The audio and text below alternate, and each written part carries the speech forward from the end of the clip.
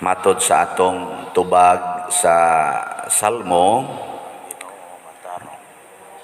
ang Ginoo matarong diha sa tananiyang mga paagi. Mutuo mo ana? Kanang moingon ang Ginoo nga kung may mukawat sa imong butang ayaw nagbawia, matarong pa na. Mao ni ang sugo. Kung kamo magpahulam, ayaw na mo paningil og bayad, matarong pa na. Kung sagpaon imong pikas aping, ipasagpa lang sang pikas, tarong pa na. Hoy, tubag. Kung may muilog sa imong yuta, ihatag, dubliha pa. Kung may mupugos nimo papasan sa iyang karga og 1 ka kilometro, himuang 2 ka kilometro, abusar naman na. Kung naay makasa nimo pasaylo alag kapito, sobra naman sana. Di ba? Kung naay mangaway nimo, higugmaa ang imong kaaway, ug naay mo patay nimo, pagpakamatay para sa imong gihigugma. Tarong pa ka na. Lingian na imong tupad. Ina imong paminaw, tarong pa na. Justisya pa na. Una, matod pa ni San Pablo sa atong unang pagbasa, na ay tinago ang Ginoo. Gitaguan niya ba?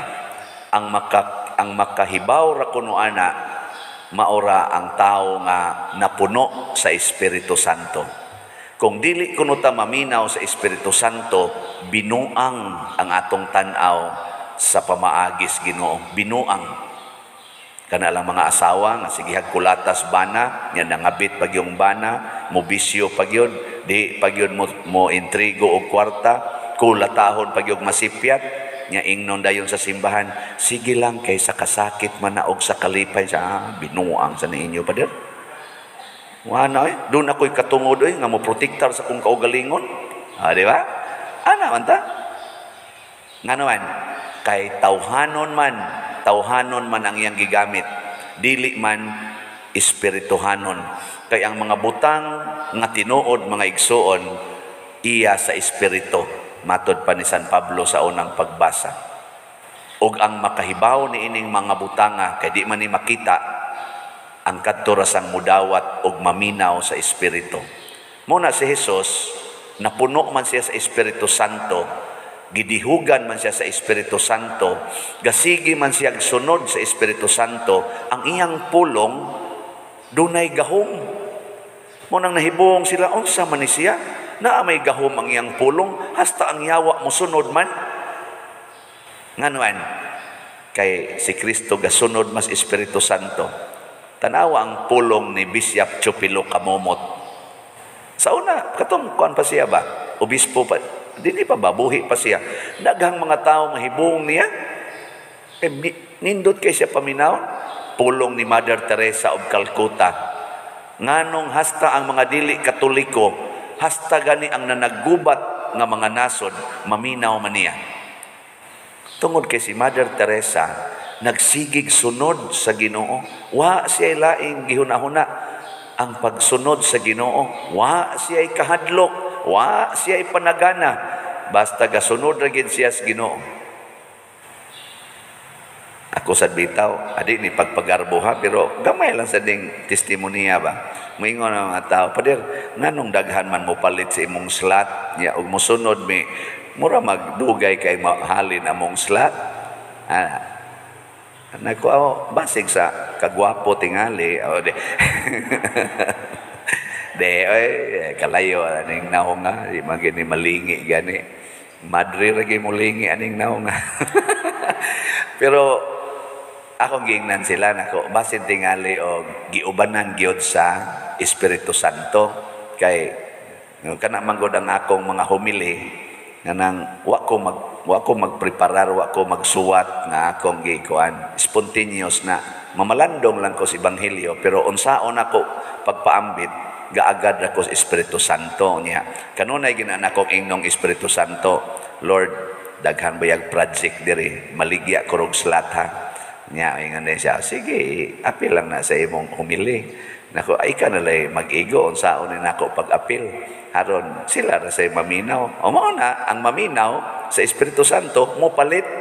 Pero kadtong mga yawanon moingon nga binuang man sige maligya ng slat, din na lang na mahuman na maligya niya ng slat. Mo ana una mga yawanon na matud palagi San Pablo binuang na para sa mga way espiritu. Hilingi ay mong tupad. Lingi abay na. Ang sama na mo na kay Espiritu Santo. Pangatan na. Ina na kay Espiritu Santo diha. Oh. Anya, sogo din as Espiritu Santo nga pakuluran imong buhok basta giuban na. Sogo dili. Nga kiskisa na imong kilay nya badlisi aron nindot katanawon, sogo din as Espiritu Santo diay. Adi, di ko moingon ha nga, di ba na sogo or sogo ba na? Kamoy pamalandong, pangutan na ang Espiritu Santo. Sogo din as Espiritu Santo nga magsigitag sugalan ng mga sugal kanang online sabong or mga kanang mga baraha diha, mga kasino, kanang pagsugal.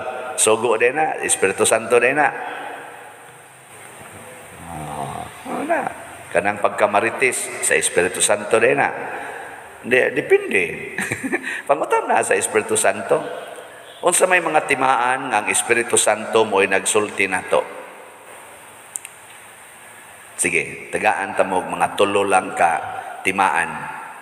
Una, inigbuhat nimo ana, wa gyud kay bisan gamay nga kahadlok. Wa ka nagbuhat ba tungod kay nahadlok ka.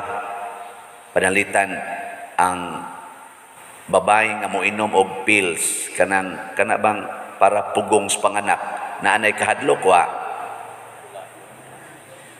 oy hadlok siya mamabdos di sato padili na sa Espiritu Santo. Ana kakuha na mo ana kanang mga manag-uyab nga mag premarital sex na anay kahadlok wa uy ini ko man na maglisod na naglingi-lingi kulbaan na nagmaayo. Pasabot dili na iya sa Espiritu Santo.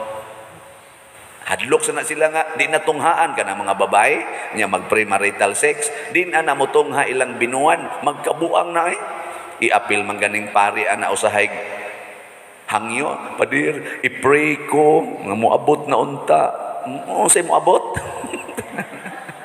Mao di ay nagbinuang dai mo ampo-ampo sa taon ko Lord pabuta in taon pabuta may gani usahay mo text po nako Father praise the Lord ni abot na sige wata na sa tong moabot na sa tong usa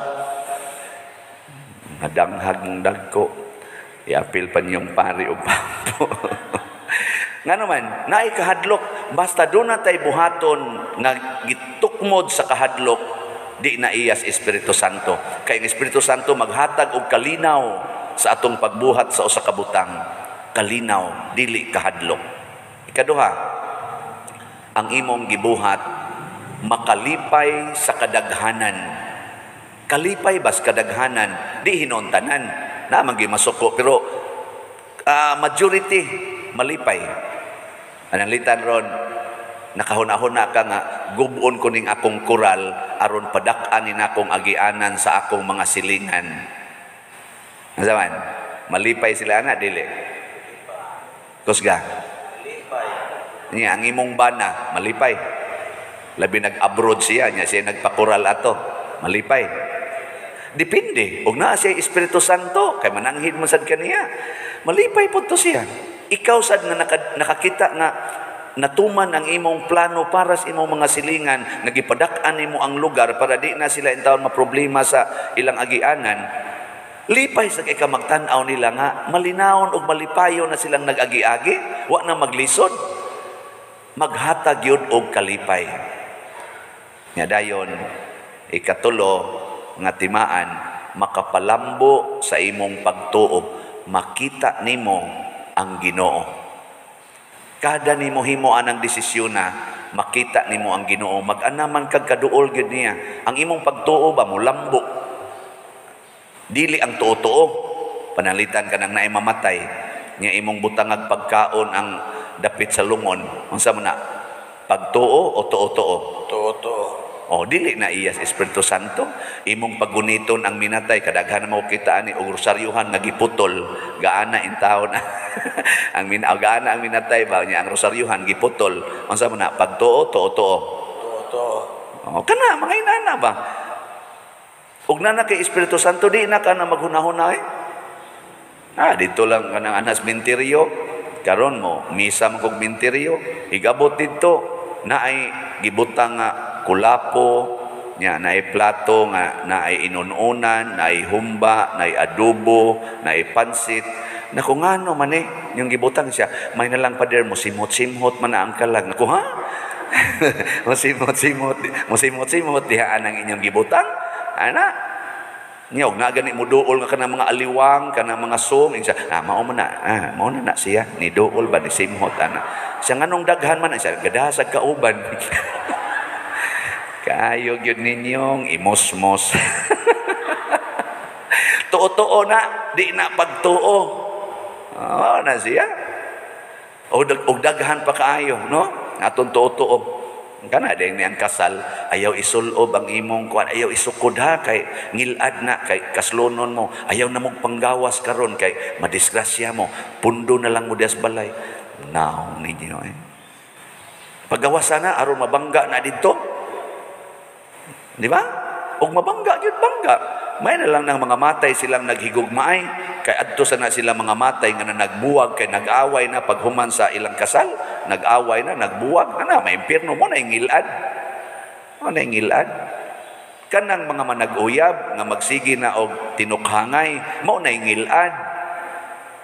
Dili ang pagsukod sa Buddha, ang pag sukod sa ingilad. Di ba? Ano siya? Kanang mamaligyag slat, makalipay na, dili? Makalipay. Ang mupalit, kanang mupalit ka, makalipay na, dili? Sundan na ninyo.